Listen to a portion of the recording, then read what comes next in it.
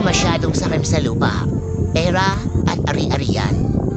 Ito ang isa sa pinaka-toxic na attitude ng isang Pinoy, ang pagiging sakim sa lupa at gahaman sa kayamanan.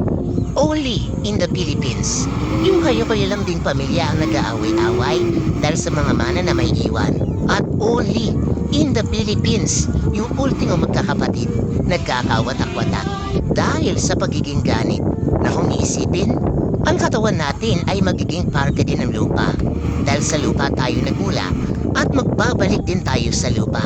Yung mga yaman na yan, hindi nila yan madadala sa pupuntahan nila. Mapapasa lang ng mapapasa sa iba yung problema ang iiwan nila sa mga tagapagmana nila. At tandaan natin to mga idol, ang lupa, mainit yan sa mga mata.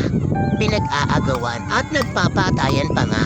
Pero kung iisipin, kahit gano'n pa kalawak ang lupa yun ng isang tao, hindi niya yun madadala. Dahil pag tayo'y namatay, isang sukat lang ang mahalaga. Yung sukat na wala sa yaman o sa hirap. Yung sukat ng lupa na paglalagyan mo kapag sinundo ka na ni kamatayan. At ang sukat na yon ay yung pareha ba? Tatandaan mo yan.